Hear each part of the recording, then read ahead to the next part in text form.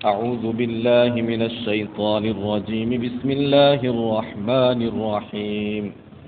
الحمد لله رب العالمين الرحمن الرحيم مالك يوم الدين. إياك نعبد وإياك نستعين. اهدنا الصراط المستقيم صراط الذين أنعمت عليهم غير المغضوب عليهم ولا الضالين.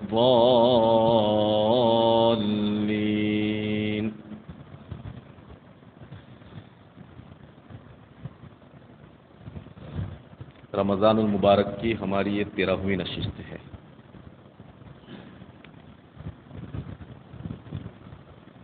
بات چل رہی تھی ہماری کہ اللہ رب العالمین ہے. اللہ تبارک و تعالی تمام جہانوں کا پروردگار ہے، تمام جہانوں کا پالنے والا ہے.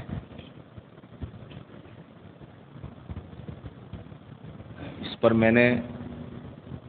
چند مثالیں بیان فرمائی تھی.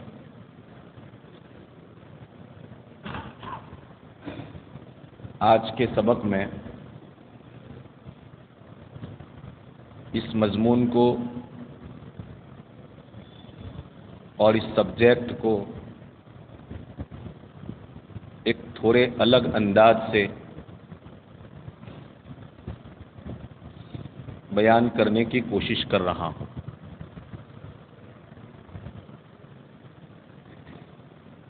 اللہ تبارک و تعالی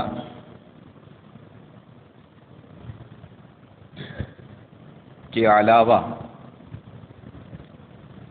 مخلوق کو جب اپنی کسی چیز کی پرورش اور تربیت کرنی ہو تو جب تک ہمیں سامنے والے پر اطمینان نہیں ہو جاتا ہے اس وقت تک ہم اپنی اولاد کو یا اپنی کسی چیز کو اس کی تربیت میں نہیں دیتے ہیں. یہ انسانی قانون ہے. اگر ہم اپنے چھوٹے بچے کو سفر میں جانے کی وجہ سے یا اپنی جوان بیٹی کو جس کو ہم خود سفر میں نہیں لے جا سکتے ہیں کسی کی تربیت اور حفاظت میں دینا چاہیں تو 1000 مرتبہ سوچتے ہیں اور جب تک مکمل طور پر اطمینان نہیں کر لیتے کہ فلاں شخص کے وہاں ہماری بیٹی کو یا ہمارے بچے کو کسی طرح کا کوئی نقصان نہیں پہنچے گا، نہ اخلاقی لائن سے اس پر کوئی گراوٹ آ سکتی ہے اور نہ جانی اعتبار سے اس کو کوئی نقصان پہنچ سکتا ہے، نہ مالی اعتبار سے اس کو کوئی نقصان پہنچ سکتا ہے. جب تک اس بات کا ہم بھروسہ اور مکمل اطمینان نہیں کر لیتے ہیں اس وقت تک ہم اپنی کسی بھی چیز کو کسی دوسرے کے حوالے کرنے کے لیے تیار نہیں ہوتے ہیں. اس کا سیدھا مطلب نکلتا ہے کہ ہم اپنی چیز کی تربیت کرنے میں ناکام اور ناقص ہیں،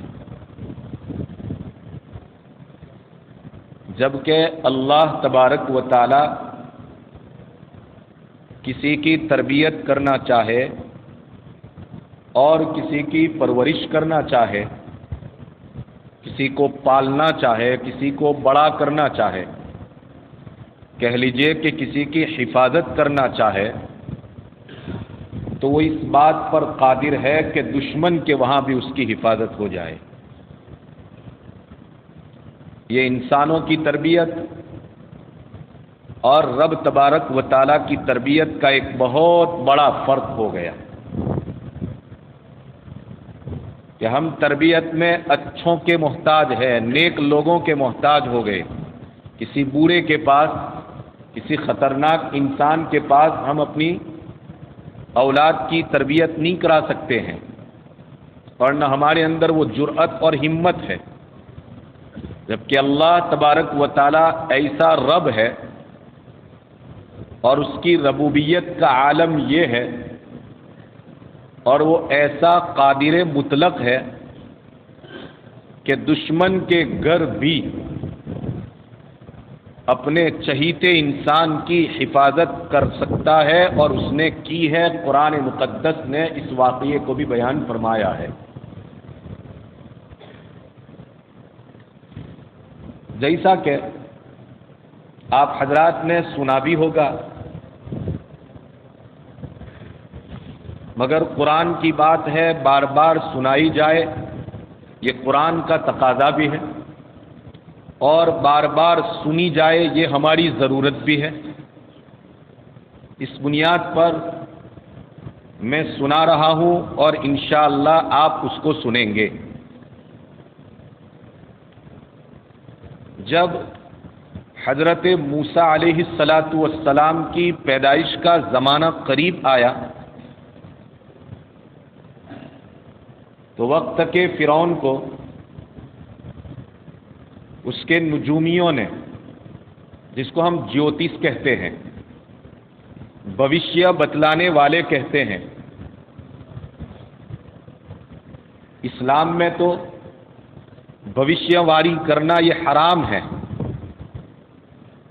جیوتشی کرنا یہ حرام ہے۔ کسی کو اپنا ہاتھ دکھا کر کے اپنی کنڈلی معلوم کرنا اور پھر اپنے بھوشیہ کو جاننا اور اس حساب سے مستقبل کے قدم اٹھانا، یہ شریعت اسلامیہ میں کسی بھی صورت کے اندر جائز نہیں ہے۔ لیکن بہت افسوس کے ساتھ یہ بات کہنی پڑ رہی ہے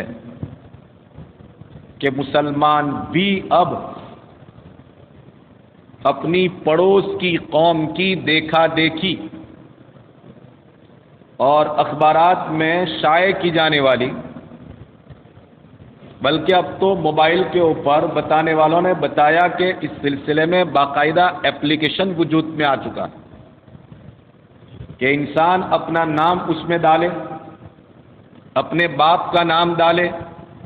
اپنی عمر کو اس کے اندر ڈالے اور اپنا سن پیدائش ڈیٹ آف برتھ اس کے اندر ڈالے، اور پھر اپنے جسم کی ساخت، اونچائی، لمبائی وغیرہ کو وہ ڈالے۔ وہ ایپلیکیشن آپ کا پورا بھوشیہ بتا رہا ہے، اور پھر غیر تو غیر ایک مسلم نوجوان بھی اس سلسلے کے اندر، اللہ ہم سب کی حفاظت فرماوے، اس کو صحیح مانتے ہوئے اس کے مطابق مستقبل کے قدم اٹھاتا ہے۔ اور میں نے خود اس سلسلے میں کہہ لیجئے کہ مشاہدہ کیا ہے۔ میرا چھوٹا بیٹا جس دن پیدا ہوا تھا وہ بقرعید کا دن تھا، اور تقریباً جمعہ سے پہلے اس کی پیدائش ہوئی۔ اس موقع کے اوپر فزیکلی اعتبار سے وہ فٹ نہیں تھا، تو بروچ کے اسپتال سے مجھے کہا گیا کہ یا تو آپ اس کو سورت لے جاؤ یا پھر اس کو بڑودہ لے جاؤ۔ یہ آج سے 8 سال پہلے کی بات کر رہا ہوں۔ میں نے والد محترم سے مشورہ کیا تو انہوں نے کہا کہ سورت کے مقابلے میں بڑودہ ہمارے لیے زیادہ آسان پڑتا ہے، اور چونکہ تعلقات بھی ادھر زیادہ رہتے ہیں، میرے والد صاحب نے چونکہ دھندا بھی کیا ہے، تجارت بھی کی، تو وہاں پر ان سے تعلقات تھے، تو کاشیبا چلڈرن ہاسپٹل پر اس کو ریفر کیا تھا یہاں سے۔ میں وہاں گیا،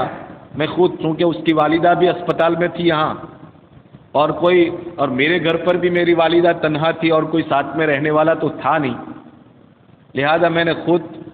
یہ ارادہ کر لیا کہ میں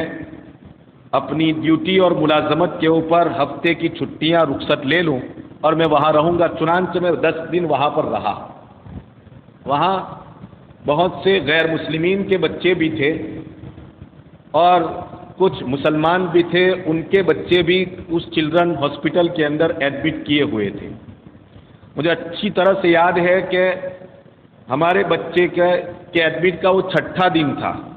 اور ایک دم عصر کی نماز میں اس کے بالکل چھت کے اوپر پڑھ کر نیچے اتر رہا تھا، اور سیڑھی کے اوپر، اس کی اوپر کے چھت والی سیڑھی کے اوپر چند مسلمان بیٹھے ہوئے تھے جن میں سے ایک کا نام آج بھی مجھے یاد ہے، اس کا نام تھا رئیس،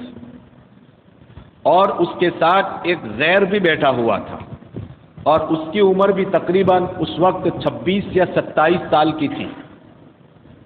اور وہ اس کے ساتھ بیٹھے بیٹھے کچھ گفتگو کر رہے تھے۔ اس بات چیت کو میں نے جب سنا تو مجھے یہ تشویش ہوئی کہ یقیناً ان کے درمیان کی جو گفتگو ہو رہی ہے وہ کچھ ہمارے مذہب اسلام سے ہٹ کر کے گفتگو ہو رہی ہے، کہہ لیجئے ایمانیات سے ہٹ کر کے گفتگو ہو رہی تھی، گویا اس گفتگو کے اوپر عقیدے کا مسئلہ تھا۔ میں ان کے پیچھے ہی کھڑا رہا اور میں نے ان کی پوری بات کو برابر سے سنا۔ بات دراصل یہ تھی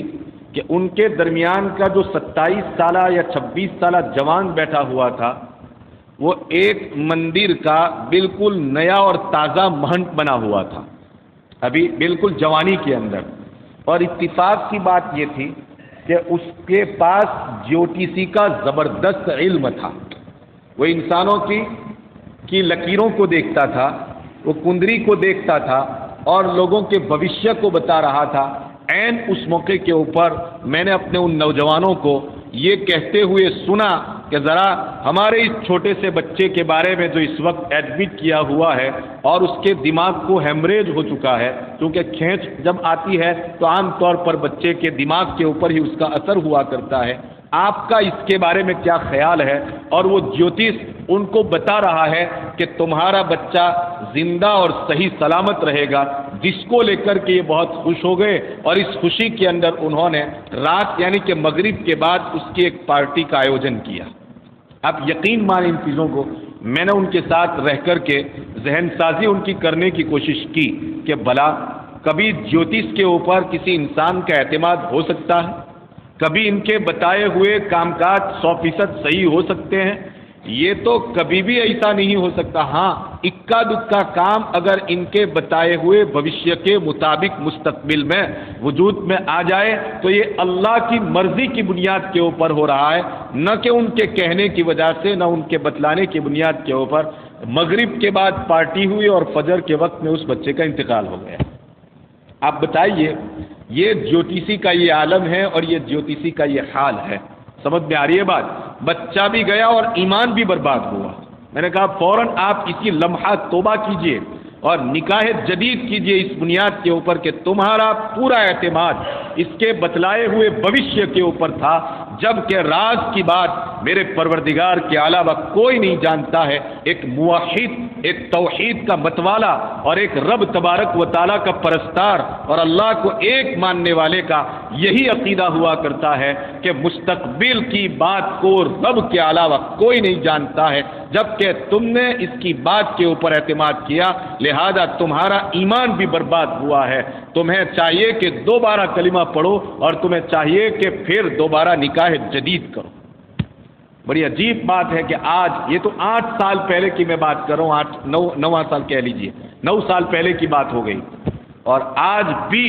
یہ صورتحال ہمارے جوانوں کے اندر آپ کہیں گے کہ ہمارے گھروں کے اندر تو بڑی دینداری پائی جاتی ہے اور ہمارے گھروں کے اندر تو بہت ایمانداری پائی جاتی ہے، لیکن یقین مانیے اخبارات کے ان کالموں کو دیکھا جاتا ہے اور ان کالموں کو دیکھ کر کے انسان اپنی ڈیٹ آف برتھ کو اس کے ساتھ میچ کرتا ہے اور ملاتا ہے، اور پھر اس میں لکھے ہوئے بھوشیہ کو بہت کہہ لیجئے کہ اطمینان کے ساتھ پڑھتا ہے اور پھر اس کے اوپر اعتماد کر کے اپنے مستقبل کی زندگی گزار رہا ہے۔ الامان الحفیظ، اس سے اپنے آپ کو بچاؤ، اپنے دوستوں کو بچاؤ، اپنی اولاد کو بچاؤ۔ کبھی بھی اس چیز کو دیکھ کر کے ہم کامیاب نہیں ہو سکتے ہیں۔ خیر، تو بات کسی اور طرف چلی گئی۔ میں یہ کہہ رہا تھا کہ حضرت موسیٰ علیہ السلام کی پیدائش کے بالکل قریب زمانے کے اندر فرعون وقت کو اس کے نجومیوں نے، بھوشیہ بتانے والوں نے یہ بات بتائی کہ تیرے ملک کے اندر بہت قریب زمانے کے اندر ایک بچہ پیدا ہونے والا ہے، اور وہ بچہ تیری حکومت کو تجھ سے چھین لے گا اور تجھے بالکل بے دخل کر دے گا۔ فرعون نے کہا کہ اچھا ایسی بات ہے۔ کبھی کبھی یہ نجومی لوگ شیطانوں کی مدد لیتے ہیں، اور کبھی کبھی شیطان جو ہے کچھ بات اس انداز کی ان کو بتا دیا کرتے ہیں کہ جو مستقبل میں صحیح جیسی ہی لگتی ہے، لیکن جیسا کہ میں نے کہا یہ رب تبارک و تعالیٰ کی بنائی ہوئی تقدیر کے مطابق ہوا کرتی ہے۔ خیر، فرعون نے کہا کہ اچھا، اس کے لیے تو مجھے اب حفاظت کا انتظام کرنا پڑے گا، مجھے اپنے آپ کو بھی بچانا ہے اور مجھے اپنی حکومت کو بھی بچانا ہے۔ چنانچہ لو اینڈ آرڈر کی بنیاد کے اوپر اس نے سب سے پہلا فرمان تو یہ جاری کیا کہ جتنے بھی مرد ہیں وہ ایک جانب میں ہو جائے اور جتنی بھی عورتیں ہیں وہ ایک طرف کو ہو جائیں۔ مردوں کے لیے ایک بہت بڑا باغ اور ایک بہت بڑا میدان تیار کیا اور آرڈر دے دیا، حکم دے دیا کہ کھانے پینے کی اور موج مزے کی جتنی بھی چیزیں ہیں اور ان کی ضرورت کی جتنی بھی چیزیں ہیں، ان کے پہننے کے لباس، ان کے نہانے کے لیے پانی، جن اور کھانے کے لیے طعام اور غذاؤں کی جو بھی ضرورت ہو سکتی ہے وہ سب کی سب ضرورت اس باغ کے اندر رکھ دی جائے۔ اور مردوں کو حکم دے دیا گیا کہ تمہیں 2 سال تک کے لیے یا چند سالوں تک کے لیے اسی باغ کے اندر رہنا ہے، یہی کھانا ہے، یہی پینا ہے، یہی سونا ہے، یہی نہانا ہے اور یہی آرام کرنا ہے۔ اس باغ کو چھوڑ کر کے کسی کو جانے کی اجازت نہیں ہوگی۔ اگر کسی نے بھی اس باغ کو چھوڑ کر کے جانے کی کوشش کی تو میں اس کی خبر لوں گا، یعنی کہ اس کو ختم کر دوں گا۔ اور دوسرا باغ ایک تیار کروایا، دوسرا میدان تیار کروایا اور اسی طرح کے انتظامات اس نے کروائے اور یہاں عورتوں کو لا کر کے چھوڑ دیا اور ان کو بھی اسی طرح کا حکم دیا کہ تمہارا کھانا، تمہارا پہننا، تمہارا اوڑھنا، تمہارا بچھونا، تمہارا رہنا، تمہارا جاگنا، تمہارا اٹھنا، تمہارا کھیلنا، ہر چیز اسی باغ اور اسی میدان کے اندر ہوگی۔ تم میں سے کسی عورت کو اور تم میں سے کسی مرد کو ایک دوسرے سے ملاقات کا بالکل ہی رائٹ نہیں رہے گا۔ گویا کہ ان کے اوپر ایک طرح کی ایمرجنسی نافذ کر دی، ایک طرح کا وٹ حکم ان کے اوپر جاری کر دیا۔ اور دوسرے نمبر کے اوپر یہ کیا اس نے کہ اس کے باوجود بھی اگر کوئی بچہ پیدا ہوگا تو ہمارے آدمی اس بچے کی تلاش میں رہیں گے اور لا کر کے ہمارے پاس اس کو قتل کر دیا جائے گا۔ چنانچہ چند سالوں تک عورتوں اور مردوں کے درمیان میں ملاقات نہیں ہوگی، اور ملاقات نہیں ہوگی تو بچے بھی پیدا نہیں ہوں گے، اور بالفرض و تقدیر اگر چوری چھپے بچہ پیدا ہو بھی گیا تو کسی بھی صورت کے اندر اس کو تلاش کر لیا جائے گا اور تلاش کرنے کے بعد اس کو موت کے گھاٹ اتار دیا جائے گا۔ پھر وہی کہاوت میں کہتا ہوں، نہ رہے بانس نہ بجے بانسری، بچہ ہی زندہ پہلے تو بچہ پیدا ہی نہیں ہونے دیں گے اور دوسرے نمبر پر پیدا ہوا تو اسے بالکل ختم کر دیا جائے گا، زندہ رہنے نہیں دیا جائے گا، پھر میرے مقابلے کے اوپر کوئی آنے والا نہیں رہے گا۔ چنانچہ اس نے یہ سسٹم جاری کر دیا، سسٹم شروع ہوا۔ اتفاق کی بات یہ تھی کہ انفارمیشن یعنی کہ اس کی حکومت کے اندر عوام الناس اور پبلک کے اندر کیا چل رہا ہے اور پبلک اس کے خلاف کے اندر کیا پروپیگنڈا کر رہی ہے اور پبلک اس کے سسٹم کو فالو کر رہی ہے کہ نہیں کر رہی ہے، اس کی خبر گیری کے لیے اس نے ایک انفارمیشن کے طور پر ایک مرد کو بطور آفیسر کے اور اسی کی بیوی کو بھی بطور آفیسر کے تجویز کر رکھا تھا۔ روزانہ صبح سے لے کر کے شام تک اس بات کے افراد ادھر گئے تھے کہ نہیں گئے تھے، ادھر کی عورتیں ادھر کو گئی تھی کہ نہیں گئی تھی، یا کوئی کسی سے ملا تھا کہ نہیں ملا تھا، یا کسی کے یہاں بچہ پیدا ہوا کہ نہیں پیدا ہوا۔ صبح سے شام تک ان دونوں کی ڈیوٹی یہ تھی کہ خبر کرو، اور خبر کرنے کے بعد، خبر معلوم کرنے کے بعد فرعون وقت کی خدمت میں رات کے وقت یہ پہنچتے تھے، پہنچ کر کے اس کو پورا کچا چٹھا سنا دیا کرتے تھے اور اس کو اطمینان ہو جاتا تھا۔ مگر اتفاق کی بات یہ تھی کہ یہ دونوں جب رات کے وقت فرعون کے محل کے اندر پہنچتے تھے تو وہی رات گزار لیتے تھے اور اس طرح ان کو ملاقات کا موقع مل جاتا تھا۔ اسی ملاقات کی بنیاد کے اوپر ان میں سے ایک حضرت موسیٰ علیہ السلام کے باپ تھے، تو وہ عورت حضرت موسیٰ علیہ السلام کی والدہ تھی۔ ان کو حمل ٹھہر گیا اور اس کے نتیجے کے اندر اللہ تبارک و تعالیٰ نے ان کے یہاں بیٹا پیدا کر دیا۔ کتنے کڑے اور سخت انتظامات کیے تھے اور کتنا زبردست کہہ لیجئے کہ انٹیلیجنس اور جاسوسی کا نظام اس نے قائم کر رکھا تھا۔ ہر اعتبار سے اس نے اپنے آپ کو سیکیور بنا دیا تھا، ہر اعتبار سے اس نے اطمینان کر لیا تھا، لیکن اللہ تبارک و تعالی خالق کائنات ہے، وہ چاہے تو ظاہری اسباب سے بھی بچے پیدا کر سکتا ہے، اور وہ چاہے تو بغیر اسباب کے بھی بچہ پیدا کر سکتا ہے، اور یہاں تو اسباب موجود تھے۔ اللہ تبارک و تعالیٰ نے غیبی نظام بنا کر کے حضرت موسیٰ علیہ السلام کا تولد ہوا۔ حضرت موسیٰ کی والدہ کو بڑی فکر دامن گیر ہوئی کہ وقت کے بادشاہ فرعون نے تو اس سلسلے کے اندر زبردست حکم جاری کر دیا ہے کہ کوئی بھی بچہ پیدا ہوگا فوراً اسے قتل کر دیا جائے گا۔ چنانچہ اس کو بھی خوف لاحق ہوا کہ میرے اس بچے کو بھی تو قتل کر دیا جائے گا۔ قرآن نے اس منظر کو بیان فرمایا، وَأَوْحَيْنَا إِلَىٰ أُمِّ مُوسَىٰ أَنْ أَرْضِعِيهِ، ہم نے حضرت موسیٰ کی والدہ کو یہ خبر پہنچائی، اس کے دل کے اندر یہ بات ڈال دی، حضرت موسیٰ کی والدہ کے دل کے اندر بات ڈال دی کہ ان ارضعیہ، فکر مت کرو، خوف مت کرو، مت ڈرو، تمہارا کام کیا ہے؟ اس کو دودھ پلانا، تم اس کے دودھ پلانے کا نظام بناؤ، بس تم دودھ پلاتی رہو۔ اور اس کے باوجود بھی فیضا خفتی، اس کے باوجود بھی اگر تجھے ڈر ہے کہ کسی طرح سے فرعون یا فرعون کا لشکر یا فرعون کے آدمیوں میں سے کوئی یہاں تک پہنچ جائے گا اور پہنچ کر کے اس کے بارے میں باخبر ہو جائے گا، فرعون کو خبر کر دے گا اور فرعون اس کو قتل کر دے گا، تو تمہارا کام کیا ہے؟ تم اس کو ایک تابوت میں رکھ دو، اور تابوت میں رکھنے کے بعد اس تابوت کو سمندر کے حوالے کر دو۔ اس سمندر کو میں حکم دیتا ہوں کہ فَلْيُلْقِهِ الْيَمُّ بِالسَّاحِلِ، وہ سمندر اس پورے کے پورے تابوت کو کہاں ڈال دے گا؟ کنارے کے اوپر ڈال دے گا۔ اس کو لے گا کون؟ اے اللہ، اس کو پکڑے گا کون؟ وہاں اٹھائے گا کون؟ تو کہا فَلْيَأْخُذْهُ عَدُوٌّ لِّي وَعَدُوٌّ لَّهُ، میرا غیبی نظام ہے یہ، اس کو اٹھانے والا بھی کون ہوگا؟ کوئی دوست نہیں ہوگا، اس کو اٹھانے والا اس سے کوئی پیار کرنے والا نہیں ہوگا، اس کو اٹھانے والا اس سے کوئی محبت کرنے والا نہیں ہوگا، اس کا کوئی قریبی رشتہ دار نہیں ہوگا کہ اس کو تڑس آ جائے۔ اللہ نے کھلے لفظوں کے اندر حضرت مریم سے کہا کہ اس کو اٹھانے والا بھی سن کون ہوگا؟ عدو لی وعدو اللہ، وہ میرا بھی دشمن ہے اور اس بچے کا بھی دشمن ہے جو اس تابوت کو اٹھائے گا۔ حضرت مریم علیہ السلام سوچ رہی ہے کہ واہ رے خدا، تیرا کیسا عجیب و غریب نظام ہے یہ، تو کیسا حفاظتی انتظام بنا رہا ہے۔ ایک جانب میں تو مجھے ڈر ہے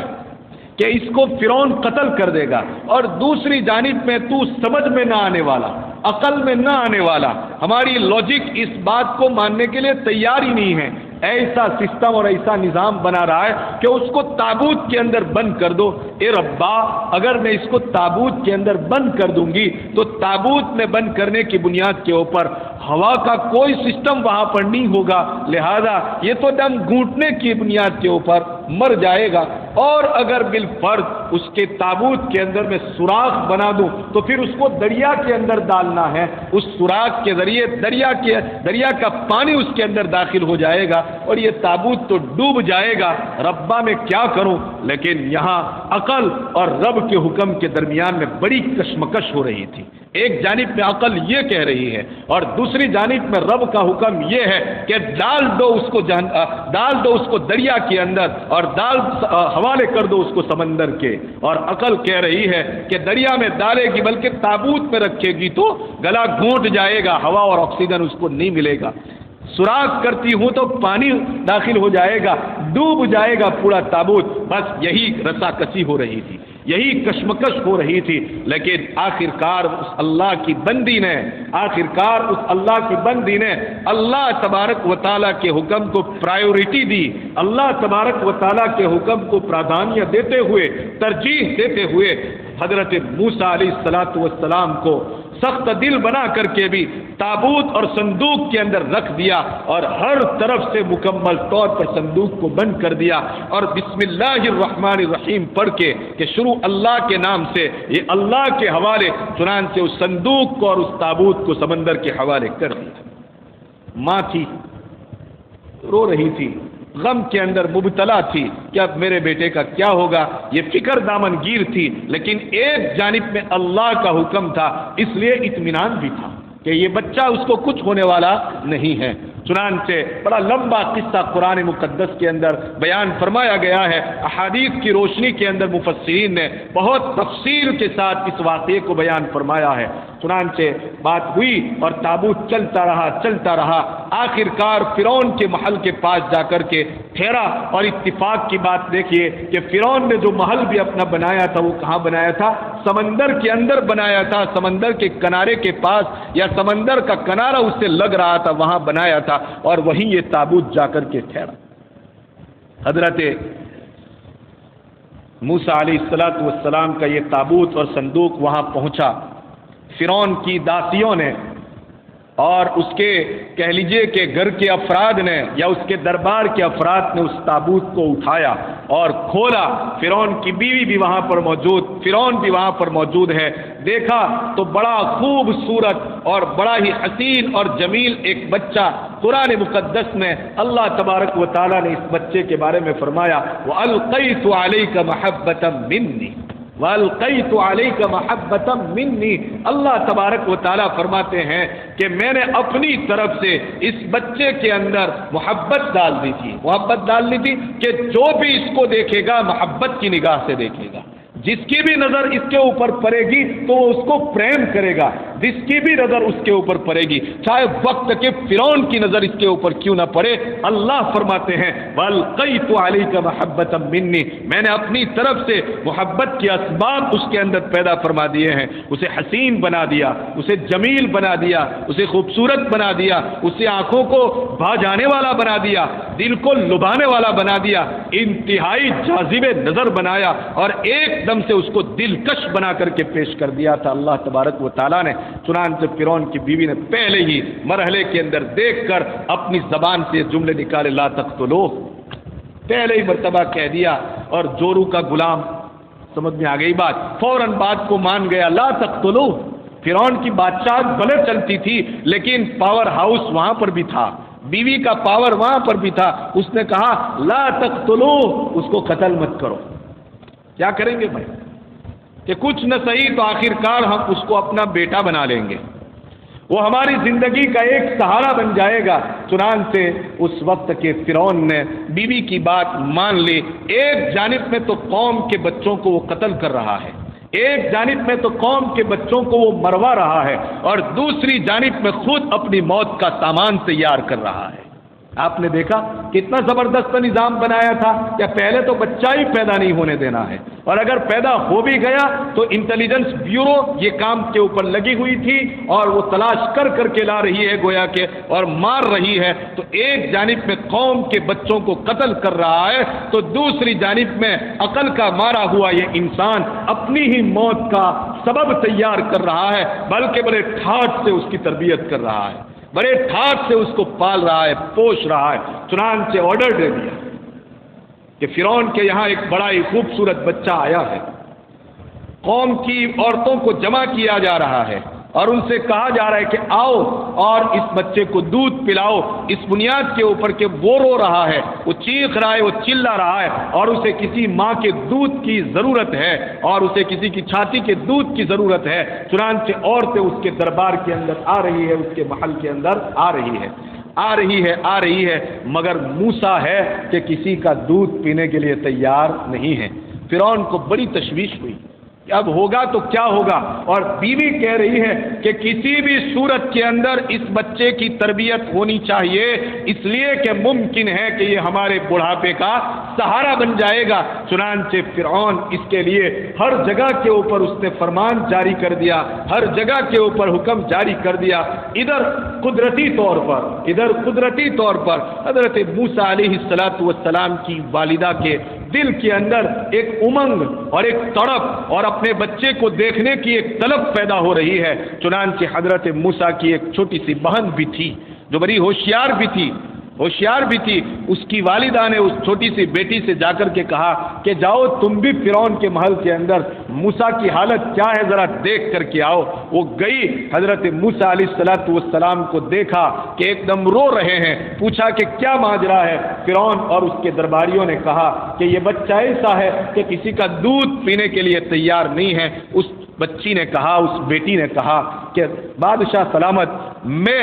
آپ کے لیے ایک ایسی عورت کا انتظام کر سکتی ہوں جس کا وہ دودھ بھی پی لے گا اور وہ اس کے لیے خیر خواہ بھی ہو سکتی ہے۔ مفسرین نے اس موقع کے اوپر ایک بات لکھی ہے کہ فرعون کے دماغ کے اندر فوراً یہ خیال آیا کہ یہ جو بات کر رہی ہے وہ تو بڑی سیانی بات لگتی ہے، بڑی ہوشیاری والی بات لگتی ہے، یقیناً ایسا لگ رہا ہے کہ اس کو معلوم ہے کہ یہ کس کا بچہ ہے اور یہ کس کا بیٹا ہے۔ اسی بنیاد کے اوپر تو وہ کہہ رہی ہے کہ میں آپ کے لیے ایسی عورت کا انتظام کر سکتی ہوں کہ جو عورت اس کو دودھ بھی پلائے گی اور اس بچے کے ساتھ خیر خواہی بھی کرے گی۔ تو اس نے فوراً سوال کیا کہ خیر خواہ اس کا کون ہے؟ بچی بھی بہت ہوشیار تھی، اس کے دماغ کے اندر بھی مان یہ خیال آیا کہ فرعون بات کو بھانپ گیا ہے، سمجھ گیا ہے، اگر میں اس بات کو یہاں پر ظاہر کر دوں گی، اگر اس بات کو یہاں پر ظاہر کر دوں گی تو بنی ہوئی بات بگڑ جائے گی، پتہ چل جائے گا اور ہمارے بھائی کو موسیٰ کو فرعون قتل کر دے گا۔ چنانچہ فوراً اس نے پلٹ کر کے بات کو بدلتے ہوئے کہا کہ آپ کی خیر خواہ تو آپ کی پوری قوم ہے، ایک عورت کی کیا بات ہے، آپ کی خیر خواہی کے لیے تو آپ کی پوری قوم ہے، آپ کے بھلے کے لیے تو آپ کی پوری قوم ہے۔ چنانچہ فرعون کو اس بیٹی کی یہ بات دماغ کے اندر اتر گئی اور اس کی سمجھ میں آ گئی کہ نہیں یہ بات برابر کہہ رہی ہے، اور اس کو مکمل طور پر اطمینان ہو گیا۔ تو اس نے کہا کہ ٹھیک ہے، تم کسی عورت کو تلاش کر کے لے آؤ۔ بیٹی جا رہی ہے، اپنی ماں کو پورا ماجرا اور پورا واقعہ سناتی ہے۔ چنانچہ حضرت موسیٰ علیہ السلام کی والدہ حضرت موسیٰ علیہ السلام کو دودھ پلانے کے لیے فرعون کے دربار میں پہنچتی ہے۔ پہلے ہی مرحلے میں اپنے سینے اور چھاتی سے لگایا، حضرت موسیٰ علیہ السلام نے دودھ پینا شروع کر دیا۔ فرعون، اس کی بیوی اور اس کے درباری مارے خوشی کے جھوم اٹھے اور کہنے لگے کہ اس بچے کو لے جاؤ اور اس کا پورا خیال رکھنا، اور یاد رکھنا کسی بھی صورت کے اندر اس کو کسی بھی طرح کی کوئی تکلیف نہیں ہونی چاہیے۔ میں نے اس قصے کا سہارا محض اور محض اس لیے لیا کہ دنیا کے انسان تو اپنی اولاد کی تربیت کے لیے دوست کی تلاش کرتے ہیں، امانت دار کی تلاش کرتے ہیں، اطمینان کر لیتے ہیں، اس کے بعد اپنی اولاد کو کسی کے پاس تربیت کے لیے رکھتے ہیں، لیکن میرا پروردگار ان چیزوں کا بھی محتاج نہیں ہے۔ ایسا رب اور ایسا نرالا رب اور اس کی ایسی نرالی شان ربوبیت کہ وہ چاہے تو دشمن کے گھر بھی اپنے دوست کی تربیت کرا رہا ہے اور دشمن کے ذریعے اپنے دوست کی حفاظت کروا رہا ہے۔ اسی بنیاد کے اوپر کہا الحمدللہ رب العالمین، تمام تعریفیں اس اللہ کے لیے ہیں جو تمام جہانوں کا پروردگار ہے۔ آپ دیکھیں تو صحیح، ہمارا پروردگار ہماری تربیت کا کیسا عجیب و غریب نظام اس نے بنایا ہے۔ قرآن کریم کی ایک آیت کریمہ میں وہ کہتا ہے انسان تو میری شان ربوبیت کو ذرا پہچان تو صحیح۔ آپ کہتے ہوں گے کہ بار بار ربوبیت کو یہ بیان کر رہا ہے، میں کیا کروں؟ قرآن نے بار بار اس کو بیان فرمایا ہے۔ قرآن نے ایک جگہ نہیں، یہ حفاظ اور علماء بیٹھے ہوئے ہیں، اگر یہ ان آیتوں کے اوپر غور کریں گے تو ان کو سمجھ میں آئے گا 10 سے بھی 15-20 جگہوں کے اوپر اللہ تبارک، بلکہ اس سے بھی زائد جگہوں کے اوپر اللہ تبارک و تعالیٰ نے حضرت انسان کو اپنی شان ربوبیت کو صرف بیان ہی نہیں فرمایا، جتلایا ہے بعض جگہوں کے اوپر۔ تو اللہ کو جتلانے کا حق ہے۔ حضرت انسان اگر کوئی احسان کرے تو ہرگز اس کو جتلانے کا حق نہیں ہے۔ آج تو کسی کے اوپر 1000 روپے کا احسان کر دیا تو بتاؤ اس کو غلام بنا کر کے رکھ لیتے ہیں، اور اگر اس نے غلامی اختیار نہیں کی تو اپنے 1000 روپیوں کو اس کے اوپر جتلایا جاتا ہے اور اس پر اپنا ادھیکار تھوپا جاتا ہے۔ یاد رکھو یہ حضرت انسان میں سے کسی کو احسان جتلانے کا حق نہیں ہے۔ میرا پروردگار منان ہے، منان، احسان جتلانے کا حق تو اسی کو ہے۔ تو بعض جگہوں کے اوپر تو اپنی شان ربوبیت کو بیان کیا اور اس کو جتلایا۔ چنانچہ قرآن کی ایک آیت کریمہ، کتنی شاندار آیت، فَلْيَنْظُرِ الْإِنسَانُ إِلَىٰ طَعَامِهِ، فَلْيَنْظُرِ الْإِنسَانُ إِلَىٰ طَعَامِهِ، انسان کو چاہیے کہ ذرا اپنے کھانے پینے کی چیزوں کی طرف تو نظر اٹھا کر کے دیکھیں، اپنے کھانے پینے کی چیزوں کو تو غور سے دیکھے۔ وہ چنے اور وہ گیہوں اور وہ چاول اور یہ سبزیاں اور یہ ترکاریاں جو تو کھا رہا ہے انسان، فَلْيَنْظُرْ، تو اس کے اوپر تو کبھی غور و فکر کر۔ فَلْيَنْظُرِ الْإِنسَانُ إِلَىٰ طَعَامِهِ أَنَّا صَبَبْنَا الْمَاءَ صَبًّا، انا سببنا الماء سبا، کہ سب سے پہلے تیری ترکاری کا انتظام، ان سبزیوں کا انتظام، ان اناج اور غلے کا انتظام ہم اس انداز سے کرتے ہیں، بڑے نرالے انداز سے کرتے ہیں کہ انا سببنا الماء سبا، سب سے پہلے تو اس دھرتی کے اوپر، اس زمین کے اوپر ہم اپنی رحمت کی خوب بارش برساتے ہیں، انا سببنا الماء سبا، اور پھر جب یہ بارش برس جاتی ہے اور زمین کو جتنی ضرورت ہوا کرتی ہے اتنی بارش اس کے اندر جو ہے سما جایا کرتی ہے، ثم شققنا الارض شقا، پھر اس زمین کو ہم پھاڑتے ہیں اور پھٹتی ہے تو اس کے اندر بیج ڈالتا ہے، فانبتنا، ثم شققنا الارض شقا فانبتنا فیہا حبا، فانبتنا فیہا حبا، پھر اسی زمین کے اندر جب وہ پھٹ جاتی ہے، بیج اتر جایا کرتا ہے تو ہم اس کے اندر اناج اور غلوں کو اگاتے ہیں، فانبتنا فیہ حبا وعنبا، ارے اتنی کیا بات کرتے ہو، ہم جو ہے انگور کی پیلیں اس کے اوپر لگا دیا کرتے ہیں، جس کو ہم بیل کہتے ہیں، انگور کے گچھے اس کے اوپر لگا دیے جاتے ہیں، فانبتنا فیہا حبا وعنبا وقضبا، اور یہ قسمہ قسم کی سبزیاں اور یہ قسمہ قسم کی ترکاریاں ہم لگاتے ہیں، فَلْيَنْظُرِ الْإِنسَانُ إِلَىٰ طَعَامِهِ، اے انسان تو کبھی ان کھانوں کی طرف غور و فکر کر کے تو دیکھ، انا سببنا الماء سبا ثم شققنا الارض شقا فانبتنا فیہا حبا وعنبا وقضبا وزیتون، اور ہم اس کے اوپر زیتون کے پھل اگاتے ہیں اور اس کے اندر سے زیتون کا تیل پیدا کرتے ہیں، عربوں کے یہاں چونکہ زیتون ہی کا تیل استعمال ہوتا تھا اس زمانے میں بھی، اور تقریباً آج بھی 99% عرب کون سا تیل استعمال کرتے ہیں؟ زیتون کا تیل استعمال کرتے ہیں، اور قرآن کے پہلے مخاطب کون تھے؟ عرب تھے، اس بنیاد کے اوپر ان چیزوں کو یاد دلایا گیا، اگر ہمارے یہاں ادھر کا مسئلہ ہوتا تو کوئی اور چیز قرآن کے اندر نازل ہو جاتی، تو اللہ نے فرمایا فَانبَتْنَا فِيهَا حَبًّا وَعِنَبًا وَقَضْبًا وَزَيْتُونًا وَنَخْلًا، اور یہ کھجور کے باغات در باغات ہم نے بنا دیے ہیں، وَنَخْلًا وَزَيْتُونًا وَنَخْلًا، پھر جی وحدائق غلبا، اور یہ درخت اور یہ باغات کے جھنڈ جو نظر آ رہے ہیں، اے انسان الی طعامہ، یہ سب تیرے غلے ہیں، یہ سب تیرے اناج ہیں، یہ سب تیری کھانے پینے کی چیزیں ہیں، یہ سب تیرے میوے ہیں، یہ سب تیرے پھل اور فروٹ ہے، اے انسان کیا میں رب ہوں اس بات کی طرف تیری نگاہ گئی کبھی؟ میں رب ہونے کی بنیاد کے اوپر یہ چیزیں تجھے دے رہا ہوں۔ وَإِنَّ لَكُمْ فِي الْأَنْعَامِ لَعِبْرَةً، قرآن میں اللہ اپنی ربوبیت کو بار بار بیان کر رہا ہے، وَإِنَّ لَكُمْ فِي الْأَنْعَامِ لَعِبْرَةً، یہ چوپائے جو یہ جانور تمہارے لیے کئی سارا عبرت کا سامان اپنے اندر لیے ہوئے ہیں، بہت سارا سبق تمہارے لیے اس کے اندر موجود ہے، ان میں سے آپ کی بھینس اور بکری اور اونٹنی کو لے لیجیے صرف۔ وَإِنَّ لَكُمْ فِي الْأَنْعَامِ لَعِبْرَةً نُسْقِيكُم مِّمَّا فِي بُطُونِهِ من بین فرث ودم لبنا خالصا سائغا للشاربین، ہم اس کے پیٹ کے اور اس کے اندر کی غلاظت اور اس کے گوبر کے بالکل بیج اور اس کی کثافت کے بالکل بیج سے، اس کے خون اور ان کی کثافت اور ان کی غلاظت اور ان کے گوبر کے بالکل بیچ و بیچ سے کیا نکالتے ہیں؟ لبنا خالصا، ایک دم پیور اور ایک دم شدھ دودھ نکال کر کے دیتے ہیں، سائغا للشاربین، جو پینے والے خوب رچ پچ کر کے اس کو پی رہے ہیں، بڑے مزے سے پی رہے ہیں۔ اے انسان، ان فی ذلک لآیۃ لقوم یعقلون، قرآن کہہ رہا ہے اے عقل ہے تیرے اندر، اے انسان تیرے اندر بھیجا ہے کہ نہیں ہے، تیرے اندر دماغ رکھا ہے کہ نہیں اللہ تبارک و تعالیٰ نے؟ اگر تیرے اندر عقل ہے، اگر تو لوجیکل پرسن ہے اور اگر تو بہت تارکک انسان ہے تو تیری تارکک اور تیرے ترک اور وترک کا استعمال یہاں کر، اس لیے کہ میری شان ربوبیت کی ایک ایک نشانی اس ایک جانور کے اندر تجھے نظر آ جائے گی۔ وَإِنَّ لَكُمْ فِي الْأَنْعَامِ لَعِبْرَةً،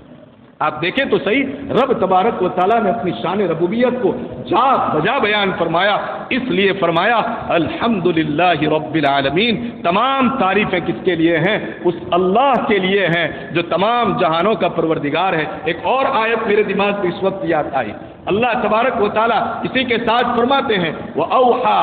رَبُّكَ إِلَى النَّحْلِ، تیرے پروردگار نے، یہاں بھی رب کا لفظ آیا، دیکھو اللہ کا اسم اعظم اور اس میں جلالہ، یہ تو لفظ اللہ ہے، یہ تو لفظ اللہ، لیکن ایسے جتنے بھی موقع ہیں جہاں پر رب تبارک و تعالیٰ انسان کو کھانے کی چیزیں دے رہا ہے، پینے کی چیزیں دے رہا ہے، اوڑھنے کی چیزیں دے رہا ہے، استعمال کی چیزیں دے رہا ہے، اس بات کو بیان جب بھی وہ کر رہا ہے تو درمیان میں کون سا لفظ لے آتا ہے؟ رب کا لفظ لے آتا ہے۔ اور رب کا معنی میں نے بتایا تھا تربیت کرنے والا، وَأَوْحَى رَبُّكَ إِلَى النَّحْلِ،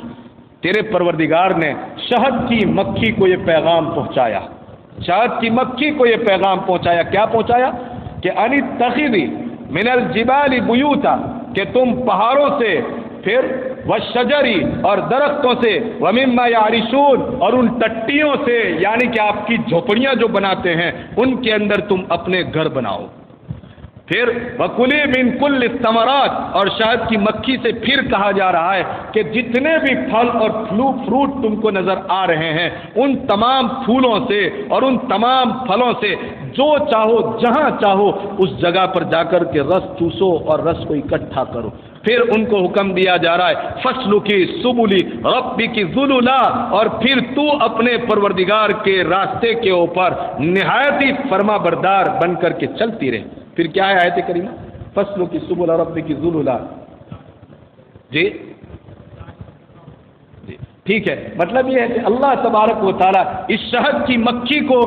کی مثال دے کر کے حضرت انسان کو یہ بات یاد دلا رہا ہے کہ دیکھو یہاں شہد پیدا کر رہا ہے اللہ تبارک و تعالیٰ، اور یہ شہد پیدا کر رہا ہے فیہ شفاء للناس، ایسا شہد اے انسان پیدا کر رہا ہے کہ تیرے بہت سارے امراض اور تیری بہت ساری بیماریوں کا اس کے اندر علاج موجود ہے۔ اس بنیاد کے اوپر الحمدللہ رب العالمین، تمام تعریفیں کس کے لیے ہے؟ اللہ کے لیے ہے جو تمام جہانوں کا پروردگار ہے۔ ارے ایک جگہ کے اوپر تو کسانوں کو للکارا جا رہا ہے، پورا مجمع تقریباً کسانوں کا یہاں پر بیٹھا ہوا ہے، اور آپ لوگوں کو قرآن یاد کر رہا ہے، میں کیوں آپ کی یاد آپ کو یاد نہ دلاؤں؟ افرأیتم ما تحرثون، افرأیتم ما تحرثون، کیا تم نے نظر اٹھا کر کے دیکھا؟ اے کسانوں، جس چیز کو تم بوتے ہو، جن کھیتیوں کے اندر تم لگے ہوئے ہو، ما تحرثون، جن کھیتیوں کے اندر جا کر کے تم ہل چلاتے ہو، جو کھیتیاں تم کرتے ہو، جو کاشتکاری تم کرتے ہو، افرأیتم، کیا تم نے کبھی اس کے طرف غور و فکر کیا؟ کیا تم نے کبھی اس کے اوپر نظر اٹھا کر کے دیکھا؟ اانتم تزرعونہ ام نحن الزارعون؟ اللہ تبارک و تعالیٰ بہت ہی للکار کر کے ایک کسان کو کہہ رہا ہے کہ کہیں آپے سے باہر مت ہو جانا، کہ بہت شاندار بیج استعمال کیا ہے، بہت ہی اچھی دوائیوں کا استعمال کیا ہے، اور بہت ہی شاندار ٹریکٹر میں نے لگایا ہے، اور آلات زراعت یعنی کہ کھیتی اور ایگریکلچر کے جتنے بھی اسباب ہو سکتے ہیں ان میں سے ہائی لیول کے اسباب کا میں نے استعمال کیا ہے۔ یاد رکھنا، آپے سے باہر مت نکل جانا، مجھے مت بھولنا۔ قرآن کہہ رہا ہے انتم تزرعونہ ام نحن الزارعون، کہ کیا تم اس کھیتی کو اگاتے ہو یا ہم ان کھیتیوں کو اگاتے ہیں؟ کیا تم ان کھیتیوں کو اگاتے ہو یا ہم ان کھیتیوں کو اگاتے ہیں؟ رب کہتا ہے کہ ہم اگاتے ہیں، اگر ہم چاہے فجعلناہم حطاما، ان کھیتیوں کو جو لہلہاتی نظر آتی ہے، یہ پودے جو نکل چکے ہیں، یہ بالیاں جس کو دیکھ کر کے تم بہت خوش ہو جایا کرتے ہو، یہ کپاس کے بڑے بڑے کہہ لیجئے کہ پنبے دیکھ کر کے تمہارے سینے پھول جایا کرتے ہیں، اگر ہم چاہے لجعلناہم حطاما، اس کو چوڑا چوڑا کر کے رکھتے ہوئے، اس کو بھوسا کر کے رکھ دے ہوئے، اس کو تہس نہس کر کے رکھ دے ہوئے، اس کو تباہ و برباد کر کے رکھ دے ہوئے، تمہارے پاس رہے گا کیا؟ تمہارے پاس سوائے یہ کہنے کے کچھ نہیں رہے گا کہ انا لمغرمون، انا لمغرمون، کہ ہم تو نقصان کا تاوان برداشت کر رہے ہیں، گویا ہمیں تو لینے کے دینے پر گئے۔ ارے اتنا ہی تھوڑی تمہارے پاس صرف اتنا کہنے کا رہے گا کہ وَإِنَّا لَمُحْرَمُونَ، ارے ہم تو فائدے سے بھی محروم کر دیے گئے، ہمیں تو کسی طرح کا کوئی فائدہ تک نہیں ملا۔ کیا اے انسان افرأیتم، اے کسان، کیا میری شان ربوبیت تجھے یہاں نظر آ رہی ہے کہ نہیں آ رہی ہے؟ کیا تو نے کبھی اس کے اوپر غور و فکر کیا کہ نہیں کیا؟ میں اپنی شان ربوبیت کی بنیاد کے اوپر، شیخ سعدی رحمۃ اللہ علیہ نے ایک عجیب و غریب شعر اس مقام کے اوپر جہاں اللہ تبارک و تعالیٰ کی شان ربوبیت کو بیان فرمایا ہے، فارسی زبان کے اندر فرمایا کہ ابرو بادو مہو خورشید و فلک در کارن، ابرو بادو مہو خورشید و فلک در کارن، کہ یہ بادل جو آج ہمارے سروں کے اوپر ایک دم سے چڑھتے ہوئے نظر آ رہے ہیں، فرماتے ہیں کہ ابرو بادو اور پھر ان بادلوں کو لے کر آنے والی ہوائیں، ابرو بادو مہو اور پھر یہ چاندنے اور چاند کی راتیں ہیں، خورشید اور یہ پھر سورج، فلک اور یہ پھر اور یہ پورا کا پورا آسمان اور اس کے ستارے، ان سب چیزوں کو اللہ تبارک و تعالیٰ نے در کارن اے حضرت انسان تیرے کام کے اندر لگا دیا ہے، تیرے کام کے اندر لگا دیا ہے۔ آپ کہے آپ اگر بڑے کسان ہیں تو ان باتوں کو ذرا سمجھنے کی کوشش کرے کہ کچھ ستارے کب نکلتے ہیں، چاند کب نکلتا ہے، سورج کتنی شعاعیں پھینکتا ہے، اور بادل کتنے برستے اور گرجتے ہیں، اور ہوائیں کتنی سپیڈ سے چلنی چاہیے اور کتنی سپیڈ سے نہیں چلنی چاہیے۔ ان سب چیزوں کو ایک کھیتی کے اگنے کے اندر اور ایک پاک کے تیار کرنے کے اندر ایک بہت بڑا دخل ہے۔ 1450 سال پہلے قرآن نے اور نبی پاک علیہ السلام نے اس کو بیان فرمایا، اور سائنس پچھلے 200 سال سے تحقیق کرنے کے بعد اپنے ریسرچ کے نتیجے کے اندر یہ بات کہنے کے اوپر بلکہ ماننے کے اوپر مجبور ہو گیا کہ ہاں ان پودوں کو اگنے میں ان تمام چیزوں کو بہت سارا دخل ہے۔ تو سعدی علیہ رحمہ فرماتے ہیں ابرو بادو مہو خورشید و فلک در کارن، یہ بادل، یہ ہوائیں، یہ چاند، یہ سورج اور یہ سب کے سب ستارے یہ تو تیرے کام کے اندر لگے ہوئے ہیں۔ اے انسان، کیا تو نے کبھی غور کیا؟ کیا تجھے معلوم ہے کہ کیوں؟ کیا تو نے کبھی یہ سوال اٹھایا کہ کیوں یہ سب ہمارے خدمت کے اندر لگے ہوئے ہیں؟ کیوں یہ ہمارے کام کے اندر لگے ہوئے ہیں؟ بڑے عجیب و غریب انداز میں سعدی فرماتے ہیں تا تو نانے بکف آری، تا تو نانے بکف آری، تاکہ تو روٹی کا ایک ٹکڑا جس وقت اپنے ہاتھ میں لے اور اپنے منہ میں ڈالے بغفلت نہ خوری، تو اس وقت تو اللہ کو بھول کر کے اس کو نہ کھاوے۔ بغفلت نہ خوری تا تو نانے بکف آری و بغفلت نہ خوری، تاکہ تو روٹی کا ایک ٹکڑا جب اپنے ہاتھ میں لے اور اس کو منہ میں ڈالے تو اپنے پروردگار کو یاد کر کے اس کو ڈالے کہ میرے رب نے اس روٹی کے ٹکڑے کو، اس ایک دانے کو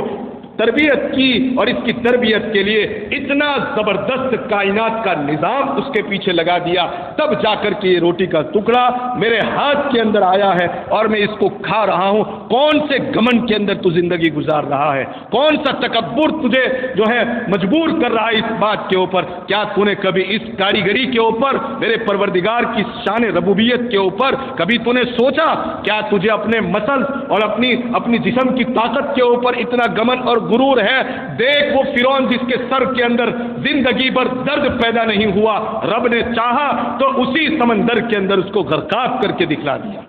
بڑے سے بڑے ہاتھیوں کو ہم نے دیکھا طرف طرف کب کے مر جاتے ہیں، بڑے بڑے شیروں کو ہم نے دیکھا کہ جن کی دھاریں سن کر کے پورے جنگل کے جانور ایک سائڈ پہ ہو جاتے ہیں اور اپنی جگہوں کو خالی کر دیتے ہیں، لیکن رب جب پکڑنے کے اوپر آتا ہے تو ان طاقتور شیروں کو اس نے نہیں چھوڑا۔ اے انسان، تیرے پاس کون سی اتنی بڑی طاقت ہے کہ اس طاقت کے اوپر تو اتنا گرا رہا، تو اتنا کہہ لیجئے کہ تکبر اور گھمنڈ کر رہا ہے؟ ہرگز نہیں، اپنے رب کو یاد کر کے زندگی گزار۔ قسم خدا کی، جب بھی رب کو یاد کر کے زندگی گزاریں گے کبھی بھی دنیا میں رہتے ہوئے کسی تکلیف کا شکار نہیں ہوگی، اور اگر آئے گی بھی تو وہ تکلیف ہمارے لیے رحمت بن کر کے آئے گی۔ اس کو برداشت کرنے کی طاقت اللہ عطا فرمائے گا، اس کو جھیلنے کی طاقت اللہ عطا فرمائے گا، اسے برداشت کرنے کی ہمت رب تبارک و تعالی عطا فرمائیں گے۔ آگے سے ایک سعدی رحمت اللہ علیہ فرماتے ہیں، آخری بات بیان کر کے آج کی بات کو ختم کر دوں، اگلا جملہ کہ ہما از بہر تو سرگشتہ وطر، ہما از بہر تو سرگشتہ و فرما بردار، ہر چیز محض اور محض اے انسان تیرے واسطے دوڑ رہی ہے، پھر رہی ہے، وہ فرما بردار، اور تیری چاہت کے مطابق تیری فرما بردار بن کر کے صبح و شام کام کے اوپر لگی ہوئی ہے۔ کیا کسی کے گھر یہ لیٹر کبھی آیا سورج کی طرف سے کہ جناب آج میں تمہارے کھیت کے اوپر جو ہے شعاعیں نہیں ڈالوں گا؟ ہرگز نہیں۔ اللہ نے کہا کہ میرا اور تیرا معاملہ ہے، میں چاہوں گا تو تجھے روک لوں گا، لیکن تو میری مخلوق کے درمیان میں انٹرفیئر ہونا چاہے تو نہیں ہو سکتا۔ کسی ستارے کو یہ طاقت اللہ تبارک و تعالیٰ نے نہیں دی، اس لیے کہ اشرف المخلوقات کے لیے میں نے تجھے پیدا کیا ہے۔ اشرف المخلوقات، مخلوق میں سب سے بہتر مخلوق، سروشریشٹھ سرشٹی کی اگر کوئی سرجنہار کی کوئی سروشریشٹھ سرشٹی اگر کوئی ہو سکتی ہے، اور اس سرشٹی کے اوپر سروشریشٹھ اگر کوئی ہو سکتا ہے تو یہ مانوی ہے اور یہ مانو سموہ ہے، اس کے علاوہ کوئی نہیں ہو سکتا ہے، جس کے لیے پیارے آقا فرماتے ہیں ان الدنیا خلقت لکم بینکم خلقتم للآخرہ۔ دنیا کی ایک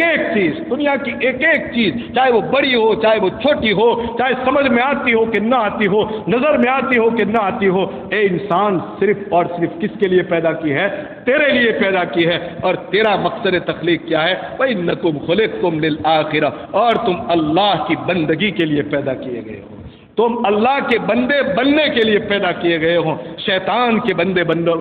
بننے کے لیے پیدا نہیں کیے گئے ہیں۔ شیخ سعدی فرماتے ہیں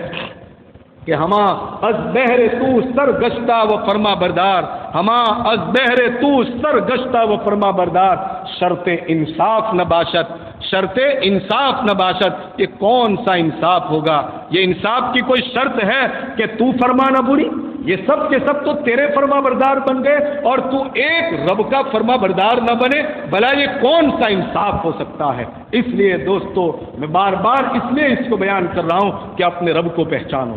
جس رب کی پہچان کے لیے مجھے اور آپ کو اللہ تبارک و تعالیٰ نے پیدا فرمایا ہے، جس رب کی معرفت کے لیے ہم اس دنیا کے اندر آئے ہیں، دنیا کی ایک ایک چیز کا استعمال کریں گے، لیکن غور کریں گے کہ اس چیز کے پیچھے میرے پروردگار کی شان ربوبیت کار فرما ہے، میرا رب اس کے پیچھے اپنی تربیت کا ایک نظام لگائے ہوئے ہیں۔ ہر لمحہ اور ہر گھڑی جب یہ چیز ہمارے سامنے ہوگی تو رب تبارک و تعالیٰ گویا ہمارے دل کے اندر بس جائے گا۔ اللہ تبارک و تعالیٰ حقیقی معنی میں رب العالمین سے رشتہ جوڑنے کی توفیق ارزانی نصیب فرمائے۔ درود شریف پڑھ لیجیے۔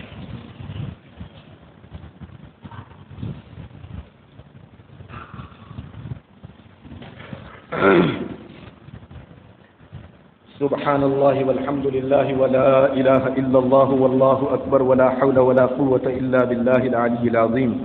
سبحان اللہ وبحمدہ عدد خلقہ ورضا نفسہ وزنة عرشہ ومداد کلماتہ۔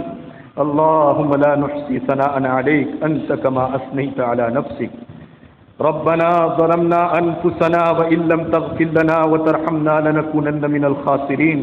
اللهم ربنا آتنا في الدنيا حسنة وفي الآخرة حسنة وقنا عذاب النار وقنا عذاب القبر وقنا عذاب الحشر وقنا عذاب الفقر وقنا عذاب الدين واحشرنا يوم القيامة مع المتقين مع الإيمان واحشرنا يوم القيامة مع المتقين مع الأبرار واحشرنا يوم القيامة مع المتقين مع الأبرار۔ رب اغفر لي ولوالدي وللمؤمنين يوم يقوم الحساب۔ رب ارحمهما كما ربياني صغيرا رب ارحمهما كما ربياني صغيرا رب ارحمهما كما ربياني صغيرا۔ اللهم ربنا هب لنا من ازواجنا وذرياتنا قرة اعين واجعلنا للمتقين اماما۔ رب اجعلني مقيم الصلاة ومن ذريتي ربنا وتقبل دعاء۔ رب اغفر لي ولوالدي وللمؤمنين يوم يقوم الحساب۔ اللهم ربنا هب لنا من ازواجنا وذرياتنا قرة اعين واجعلنا للمتقين اماما واجعلنا للمتقين اماما واجعلنا للمتقين اماما واجعلنا للمتقين اماما۔ اللهم انك عفو كريم تحب العفو فاعف عنا يا كريم۔ اللهم انك عفو كريم تحب العفو فاعف عنا يا كريم۔ اللهم رب اغفر لأمة محمد صلى الله عليه وسلم۔ اللهم رب اغفر وارحم وتجاوز عن أمة محمد صلى الله عليه وسلم۔ اللهم رب اغفر وارحم وتجاوز عن أمة محمد صلى الله عليه وسلم۔ اللهم إنا نسألك الهدى والتقى والعفاف والغنى۔ اللهم إنا نسألك العفو والعافية والمعافاة في الدنيا والآخرة۔ اللهم يا فارج الهم ويا كاشف الغم يا مجيب دعوة المضطرين رحمن الدنيا والآخرة رحيمهما أنت ترحمني فارحمني برحمة تغنيني بها عن رحمة من سواك اللهم استر عوراتنا وآمن روعاتنا اللهم استر عوراتنا وآمن روعاتنا اللهم استر عوراتنا وآمن روعاتنا اللهم أكرمنا ولا تهنا اللهم أكرمنا ولا تهنا اللهم أكرمنا ولا تهنا اللهم انصرنا ولا تنصر علينا اللهم انصرنا ولا تنصر علينا اللهم انصرنا ولا تنصر علينا اللهم أعز الإسلام والمسلمين اللهم أعز الإسلام والمسلمين اللهم أعز الإسلام والمسلمين اللهم أذل الشرك والمشركين اللهم أذل الشرك والمشركين اللهم انصر الإسلام والمسلمين اللهم انصر الجهاد والمجاهدين اللهم انصر الإسلام والمسلمين اللهم انصر الجهاد والمجاهدين اللهم انصر الجهاد والمجاهدين اللهم نقنا من الخطايا كما ينقى الثوب الأبيض من الدنس اللهم باعد بيننا وبين خطايانا كما باعدت بين المشرق والمغرب اللهم إنا نسألك علما نافعا وعملا صالحا ورزقا واسعا ورزقا حلالا طيبا وشفاء كاملا مستمرا من كل داء لي ولنا ولجميع المسلمين اللهم رب زدني علما اللهم ربنا زدنا علما اللهم ربنا زدنا علما اللهم ربنا زدنا عزا وشرفا اللهم ربنا زدنا عزا وشرفا اللهم ربنا زدنا عزا وشرفا اللهم علمنا الكتاب والحكمة اللهم علمنا الكتاب والحكمة اللهم علمنا الكتاب والحكمة اللهم وفقنا لما تحب وترضى واجعل آخرتنا خيرا من الأولى اللهم أنت ربي لا إله إلا أنت خلقتني وأنا عبدك وعلى عهدك ووعدك ما استطعت وأعوذ بك من شر ما صنعت وأبوء لك بنعمتك علي وأبوء بذنبي فاغفر لي فإنه لا يغفر الذنوب إلا أنت يا أول الأولين ويا آخر الآخرين ويا ذا القوة المتين ويا راحم المساكين ويا أرحم الراحمين اے اللہ ہمارے حال پر رحم فرما اے اللہ ہمارے حال پر رحم فرما اے اللہ ہمارے حال پر رحم فرما ہم بہت بوڑھے ہو چکے ہیں اے اللہ ہمارا حال ہر اعتبار سے بوڑھا ہو چکا ہے اے اللہ ہم گناہوں کے دلدل میں پھنسے ہوئے ہیں اے اللہ ہم جھوٹ غیبت بہتان الزام تراشیوں کے اندر لگے ہوئے ہیں اے اللہ ہمیں معاف فرما دیجئے اے اللہ ہمیں معاف فرما دیجئے اے اللہ ہمیں معاف فرما دیجئے اے اللہ ایسا بھی کوئی روزہ ہوتا ہوگا کہ روزہ بھی ہو اور جھوٹ بھی بولے اے اللہ ہمیں معاف فرما دیجئے اے اللہ جھوٹ بھی بولے غیبت بھی کرے اور روزے سے بھی ہو اے اللہ ہمیں معاف فرما دیجئے اے اللہ ہمیں معاف فرما دیجئے ہماری بخشش فرما دیجئے اے اللہ روزے کا جو مقصد ہے اللہ مقصد ہمیں عطا فرما دیجئے اے اللہ روزے کے مقصد لعلکم لتکبروا اللہ علی ما ہداکم اے اللہ تیری دی ہوئی ہدایت پر ہم تیری کبریائی بیان کرتے ہیں اے اللہ تو نے رمضان جیسا مقدس مہینہ عطا فرمایا اس پر ہم تیرا شکر ادا کرتے ہیں اے اللہ تو نے رمضان اس لیے عطا فرمایا کہ تو ہمیں تقوی عطا فرماوے اے اللہ تقوی کی دولت سے مالا مال فرما اے اللہ رمضان کی یہ مشقیں اے اللہ رمضان کی یہ تمرین اور رمضان کی یہ پریکٹس اے اللہ سال بھر کے لیے کام آ جائے اے اللہ اسی توفیق نصیب فرما دے اے اللہ اسی توفیق نصیب فرما دے ہمارا حال تو اس مریض جیسا ہے کہ جو اللہ دواؤں کا استعمال کر رہا ہے اور پرہیز بھی کر رہا ہے لیکن جیسے ہی دوائیاں ختم ہوتی ہے پرہیز کرنا چھوڑ دیتا ہے پھر بیماری آ جاتی ہے اے ربا تو نے ہمیں گناہ دھونے کے لیے رمضان جیسی دوا عطا فرمائی ہے اور پرہیز بھی کر رہے ہیں لیکن جیسے ہی یہ رمضان کی دوائی ختم ہو جاتی ہے پرہیز چھوڑ دیتے ہیں اللہ پھر غیبت میں لگ جاتے ہیں پھر جھوٹ میں لگ جاتے ہیں پھر اے اللہ کذب بیانی میں لگ جاتے ہیں پھر الزام تراشیوں میں لگ جاتے ہیں پھر لڑائی جھگڑوں کے اندر لگ جاتے ہیں گندی پلاننگ کے اندر لگ جاتے ہیں ربا پھر وہی بیماریاں آ جاتی ہے اللہ جس کو دھونے کے لیے تو نے ہمیں یہ مہینہ عطا فرمایا اے اللہ ایسے مریض میں ہمیں ایسے مریض کے ساتھ اے اللہ ایسے مریض جیسے ہم کو نہ بنائیے اللہ اے اللہ ہمیں ایسے بنا دیجئے کہ اللہ بیماریاں ختم ہو جائے دوائیاں ختم ہو جائے لیکن ہم اپنا پرہیز موت تک کے لیے نہ چھوڑیں اللہ ہمارے حال کے اوپر رحم فرما اللہ عالم اسلام کے حال پر رحم فرما مسلمانان عالم کے اوپر رحم فرما اے اللہ عالم عرب اور مسلم ملکوں کے درمیان میں اے اللہ بڑی خطرناک کشمکش شروع ہو چکی ہے اے اللہ دشمن لڑانے کے لیے تیار بیٹھے ہیں اللہ اسکیمیں بن چکی ہیں ربا اے ربا تیری اسکیم کے مقابلے میں ان کی اسکیموں کی کوئی حیثیت نہیں ہے اللہ تیرے مکر کے مقابلے میں ان کے مکر و تدبیر کی کوئی حیثیت نہیں ہے ربا اے اللہ تو بہترین مکر کرنے والا ہے انت خیر الماکرین تو بہترین تدبیر کرنے والا ہے اے اللہ ان کی اسکیمیں انہی کے اوپر الٹ دیجئے اے اللہ دمر دیارہم زلزل اقدامہم اللہم خودہم اخذ عزیز مقتدر اللہم خودہم اخذ عزیز مقتدر اے اللہ حاضرین مجلس کی جو نیک تمنائیں ہیں پوری فرما دیجئے اے اللہ حاضرین مجلس کی جو نیک آرزویں ہیں پوری فرما دیجئے جن کی جو پریشانیاں ہیں اے اللہ تو جانتا ہے اے اللہ جن کی جو مصیبتیں ہیں تو جانتا ہے ہر ایک کو اپنی پریشانیوں سے ہر ایک کو اپنی مصیبتوں سے ہر ایک کو اپنی تکلیفوں سے اے اللہ دائمی طور پر نجات عطا فرما دیجئے دائمی طور پر نجات عطا فرما دیجئے اے اللہ ہدایت کی دولت سے ہم سب کو مالا مال فرما ہدایت دائمہ ہم سب کو عطا فرما ہدایت مستمرہ ہمیں عطا فرما اے اللہ اس ہدایت پر استقامت نصیب فرما رمضان کے اس مبارک مہینے میں اے اللہ ہم نے روزوں کے ساتھ ساتھ نمازوں کی پابندی کی تراویح کی پابندی کی پورے مہینے کی طرح اللہ پورے سال اسی طرح کا پابند بنا دیجئے اللہ اسی طرح کا پابند بنا دیجئے اے ربا تو نے رزق کے اسباب عطا فرما دیے ہیں اے اللہ تو نے کھانے پینے کی چیزیں عطا فرما دی ہے اب تیرا شکر پھر بھی ہم ادا نہ کریں اور اے اللہ تیری شریعت کے اوپر پھر بھی ہم عمل نہ کریں اے ربا یہ تو بڑی ناشکری ہے اے اللہ بڑی ناشکری ہے ناشکری کی سزا یہ ہے کہ نعمت چھین لی جاتی ہے اللہ ہمیں تیرے شکر گزار بندے بنا دیجئے اے اللہ تیری شکر گزاری کی توفیق عطا فرما دیجئے حاضرین مجلس کو قبول فرما لیجئے اے اللہ بڑی محبت کے ساتھ بیٹھتے ہیں بڑی عقیدت کے ساتھ بیٹھتے ہیں تیرا قرآن سننے کے لیے بیٹھتے ہیں تیرا دین سمجھنے کے لیے بیٹھتے ہیں اللہ ہم میں سے ہر ایک کو قبول فرما لیجئے ہم میں سے ہر ایک کو قبول فرما لیجئے دور دراز میری مائیں اور بہنیں بھی اس کو سن رہی ہیں اے اللہ وہ بھی آمین کہہ رہی ہے مجمع میں چھوٹے بچے ہیں وہ بھی آمین کہہ رہے ہیں اے اللہ مجمع میں کچھ وہ افراد بھی ہیں جو ہو سکتے ہیں تیرے نزدیک مستجاب الدعوات ہوں اے اللہ جن کی دعائیں تو رد نہ کرتا ہو اے اللہ ان کے صدقے میں ہماری دعاؤں کو قبول فرما لیجئے ان کے صدقے میں اس مجمع کی مغفرت فرما دیجئے اے اللہ ہمارے مرحومین کی بال بال مغفرت فرما اے اللہ ہمارے مرحومین کی بال بال مغفرت فرما بیماروں کو شفا کاملہ نصیب فرما اللہ جو مانگا عطا فرما مانگنے سے رہ گئے وہ بھی عطا فرما اپنی شاہن شان عطا فرما جناب نبی کریم صلی اللہ علیہ وسلم کے صدقے میں عطا فرما انبیاء اولیاء شہداء صدیقین صالحین تیرے نیک بندے اور ان کے نیک اعمال کے صدقے میں عطا فرما سب سے بڑی چیز کہ اللہ اپنا فضل عطا فرما